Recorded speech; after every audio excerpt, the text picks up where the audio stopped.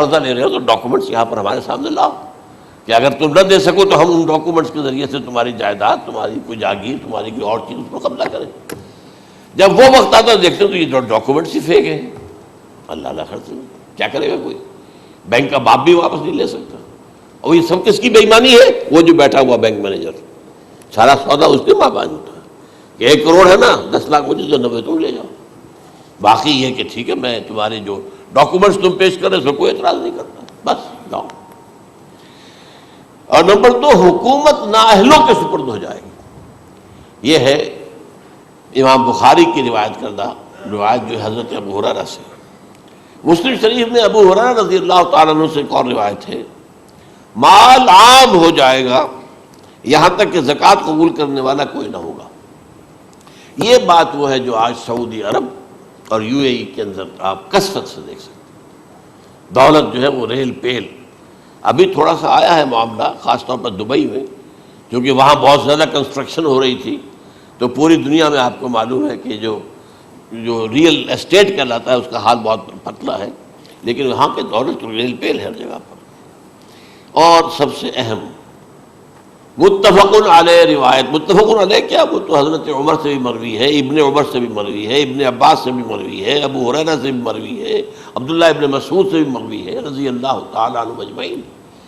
اور یہ وہ حدیث ہے جسے کہا حدیث جبرائیل، جسے ام السنہ بھی کہا گیا۔ اس میں جو آخری سوال کیا حضرت جبرائیل نے حضور سے، چوتھا، پہلا یہ تھا کہ اسلام کیا ہے مجھے بتائیے، ایمان کیا ہے، اس کی حقیقت کیا ہے یہ مجھے بتائیے، تیسرا احسان کیا ہے یہ بتائیے، چوتھا یہ کہ قیامت کے بارے میں بتائیے کب ہوگی۔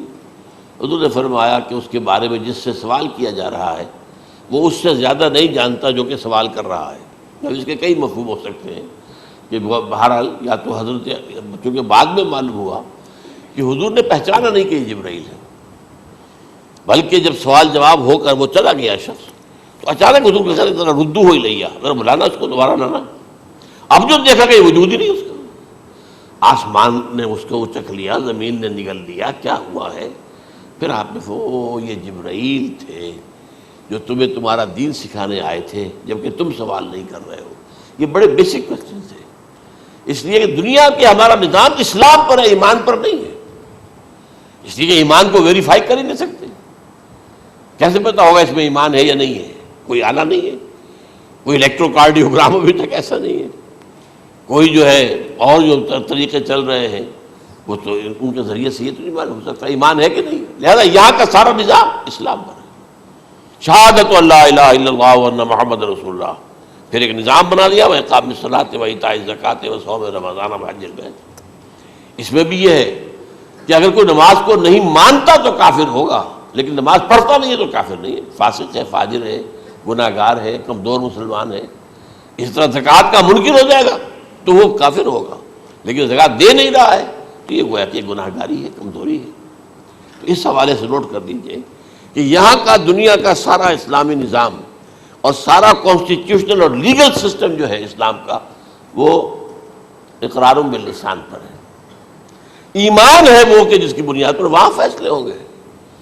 یہاں کوئی شخص مسلمانوں کا بڑا لیڈر ہے، بڑا علامہ ہے، بڑی اس کی قدر و منزلت ہے، اس کے ہاتھ چومے جا رہے ہیں، پاؤں چومے جا رہے ہیں، ہو سکتا ہے وہاں کہا جائے دفع ہو جاؤ، تمہارے دل میں ایمان نہیں تھا، تم نے یہ سب کچھ کیا تھا اس لیے کہ کہا جائے کہ بڑے عالم ہو، اور یہ کہا جا چکا فقط قیلا، اب یہاں کچھ نہیں ہے تمہارے پاس۔ پھر فرشتوں کو حکم ہوگا کہ اس کو گھسیٹتے ہوئے جہنم میں ڈال دیں۔ 3 باتیں بیان کی آپ نے، یہی حشر اس کا ہوگا مالدار کا، اللہ پوچھے گا میں نے تمہیں بہت مال دیا، تم نے کیا کیا؟ وہ کچھ گنوانا شروع کرے گا، اللہ فرمائے گا جھوٹ بول رہا ہے، قذبت، تم نے یہ خیرات و صدقات اس لیے کیے تھے کہ تمہاری سخاوت کے ڈنکے بج جائے، تعریفیں کی جائے، وہ کی جا چکی ہے، دنیا میں ڈنکا بج گیا، یہاں کچھ نہیں، وہ نیت دل میں کچھ اور تھی تمہارے۔ میں لیس البر ان تولوا وجوہکم والا قرآن مجید کا سبق ہمارا منتخب نصاب کا نمبر 2 بڑی تفصیل سے بیان کیا۔ یہی معاملہ ہوگا اس عالم کا، اللہ فرمائے گا میں نے تمہیں علم دیا، تم نہیں، وہ کہے گا میں نے علم پھیلایا لوگوں میں ہدایت کی، جھوٹ بول رہے ہو، تم نے تو صرف اس لیے کیا تھا، تمہاری نیت یہ تھی کہ بڑا عالم شخص ہے، بڑا فاضل شخص ہے، تو یہ سب کہا جا چکا۔ تو وہاں کا معاملہ جو ہے وہ اسلام پر نہیں ہے، یا آپ دکھائیں گے دیکھیے یہ میرا آئیڈینٹی کارڈ، اس پہ اسلام میرا مذہب لکھا ہوا ہے، یا یہ میرا پاسپورٹ ہے، آئیڈینٹیفیکیشن کے لیے دنیا میں عام طور پر یہ چیزیں ہوتی ہیں، کوئی تعلق نہیں۔ آخرت کا معاملہ کسی اور شے پر ہے، وہ تو ایمان دل میں ہے، اور تمہارے تمام جو حرکات ہیں، اعمال ہیں، ان سب کے اندر جب تک کہ اصل جو قوت متحرکہ ہے وہ اللہ کی محبت نہ بن جائے، اخلاص للہ، بحب اللہ للہ، اور یہ کہ یہ تمام چیزیں جیسا کہ فرمایا، ایک حدیث بڑی پیاری ہے، ایمان کی تکمیل کی علامت کیا ہے؟ فرمایا من احب للہ وابغض للہ ومنع للہ واعطى للہ فقد استکمل الایمان۔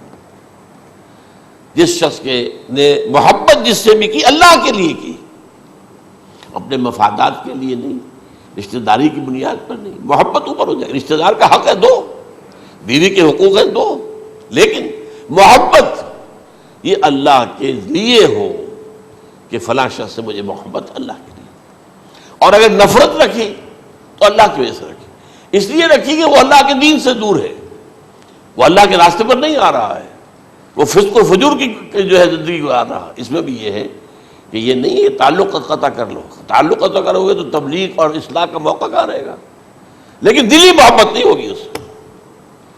تو اگر محبت ہے تو اللہ کے لیے، اور نفرت ہے تو اللہ کے لیے، اور کسی کو کچھ دیا ہے تو اس لیے کہ اللہ کا حکم ہے کہ دوں، اور کسی سے کچھ روکا ہے تو اس لیے کہ اللہ کا حکم ہے کہ روکوں، اس کو نہیں دینا ہے۔ فقد استکمل الایمان، تو اس شخص نے ایمان کی تکمیل کر لی۔ یہ ہے اصل جو ڈیسائیڈنگ فیکٹر ہے، وہ یہ ہے۔ اور اس ایمان کی پہلی علامت کیا ہے؟ کیسے معلوم ہو میرے اندر ایمان ہے؟ پہلی علامت سب سے کم تر درجے کا ایمان، اس میں فرمایا گیا اذا اساءت کا سیئۃ وحسنت کا حسنۃ فانت مومن، اگر کوئی اچھا کام کر کے خوشی ہو اور کوئی برا کام ہو جائے تو ملامت ہو، یہ کیا کر بیٹھا، یہ میں نے کیا کیا ہے، یہ مجھے نہیں کرنا چاہیے تھا، یہ اگر احساس ہے نیکی اور بدی کا تو تمہارے اندر ایمان ہے۔ یہ ایمان ہے ادنا درجے کا، اور وہ ایمان من احب للہ ہے، وابغض للہ ہے، واعطى للہ ہے، ومنع للہ ہے، فقد استکمل الایمان۔ اچھا، یہ جو متفق علیہ حدیث ہے جو حضرت جبرائیل کی ہے، اس میں پھر انہوں نے کہا کہ اچھا اگر آپ مجھے یہ کب ہوگی قیامت نہیں بتا سکتے تو اس کی کچھ علامتیں بتائیے۔ یہ بڑی عظیم تر، کیونکہ یہ تو تمام احادیث کے اندر میں نے عرض کیا نا کہ سب سے زیادہ صحابہ سے منقول ہے، اور آپ نے فرمایا کہ جب لونڈی اپنی مالکہ کو جنے گی اور تم دیکھو گے کہ ننگے بدن ننگے پیر بھوکے ننگے بھیڑوں اور بکریوں کو چرانے والے اونچی سے اونچی عمارتیں بنانے میں ایک دوسرے کا مقابلہ کریں گے۔ اذا تلد الامۃ ربتها، کیا بانی ہے؟ یہ خاص الفاظ کیوں کہے گئے؟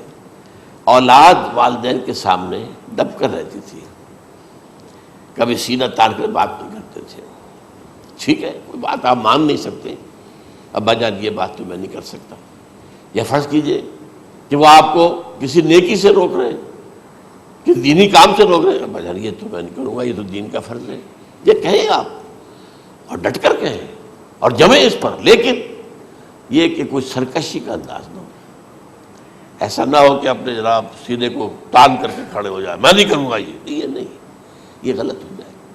اچھا، اولاد میں بیٹی جو ہوتی تھی وہ زیادہ سبارڈینیٹ، سبمسیو، بات ماننے والی، کہیں بھی سر اونچا نہ کرنے والی، اور آخری دور میں کیا ہوگا، بیٹیوں سے مائیں ڈریں گی، انہیں ٹوک نہیں سکتی کسی بات پر، پتہ نہیں کیا بک دے گے، کیا بکواس کر دے گا۔ یہ تو ہمارے ہاں ہو گیا ہے، باہر کیا ہے وہ تو آپ یہ بھی نہیں پوچھ سکتے۔ آپ کی 13 برس کی لڑکی آئی ہے رات کو 1 بجے، نہیں پوچھ سکتے کہاں رہی ہو، یہ رات کہاں گزاری، پوچھ ہی نہیں سکتے، یہ پوچھنا بھی جرم ہے۔ اپنے چھوٹے بچے کو آپ نے ایک تھپڑ مار دیا، تہذیب ہے، سکھانا ہے، غلط کام کیا ہے، اس کی سرزنش ہو رہی ہے، فوراً وہ اگر ایک فون کر دے گا پولیس آئے گی، بچے کو لے جائے گی، اسے لا کر کہیں اور جو ہے